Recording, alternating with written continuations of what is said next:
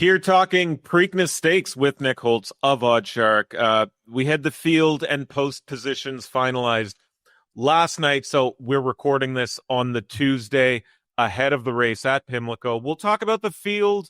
We'll talk about Sovereignty not running here and waiting for the Belmont, and Nick will have his picks for that second piece of the Triple Crown. But Nick, let's address one of the biggest stories coming out of the running of the Kentucky Derby, which is the choice to not run Sovereignty here. And it's not the first time that the Derby winner is skipping the Preakness. We saw Rich Strike skip back in 2022, for example.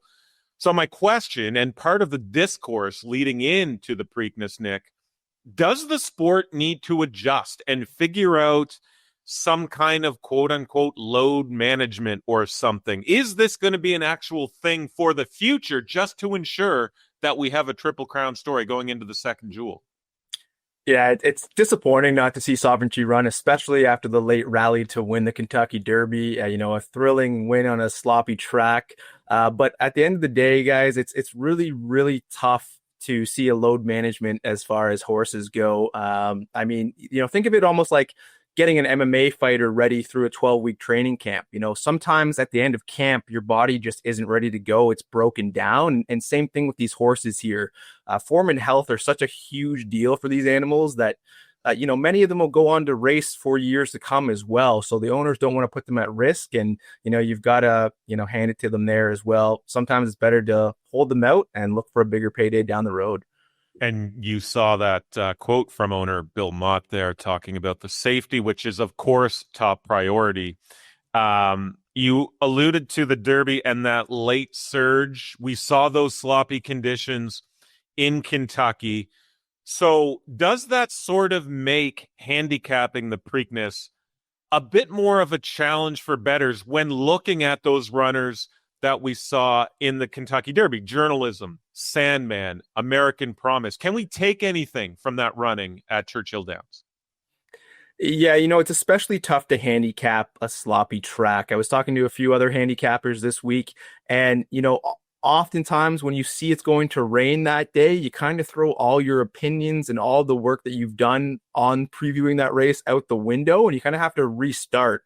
One thing you can do is look into the breeding of these horses, whether their mother or father thrive in the sloppy track. Sometimes that can factor into things, but in modern racing, there's so many different types of turf, dirt and grass that these horses race on.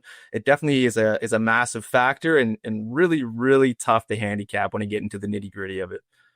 Let's talk odds here. Does journalism deserve to be the favorite here in the 2025 Preakness? Morning lines had him sort of in that 8-5 neighborhood as we look at more current odds at Bet365.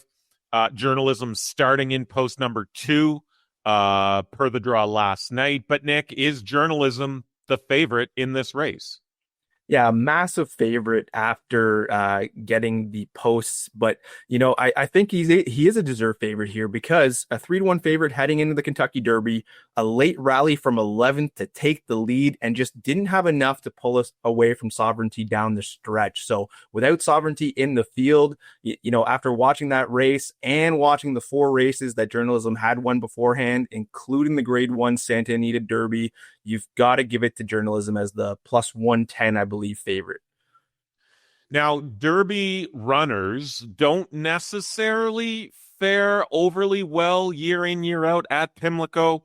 So should bettors, newcomers or otherwise, consider the more fresh horses in this field? They traditionally pose a bit of a threat to those runners in the Kentucky Derby. So are you looking at, or is the best piece of advice to look at those fresh runners here? Yeah, it's really interesting there. And you see the trends on the screen for decades, honestly. Horses coming from the Derby dominated the second leg of the Triple Crown, but that's no longer the case, Andrew. 6 of the last 8 Preakness winners, including the last 5 in a row, skipped the Derby altogether. So, there seems to be a new trend emerging here in the second leg of the Triple Crown. And I think the Preakness is wide open, except for that favorite journalism coming back. So talk to me about, when you look at the odds board, and we can bring that up one more time here as we get into what you're looking at betting. So here's the field. What are you considering? What are you looking at betting for the Preakness here? Yeah, again, I think if you're molding your exacta, trifecta, and superfecta bets, you've got to put the favorite in there at some point. Especially if you're going to box your bets, journalism has to be there just because of his pedigree and how well he ran in the Derby. But I really like River Thames. You're seeing them at plus 600 odds as of this morning. He's yet to win a graded stakes race, but the colt has really challenged at the highest level.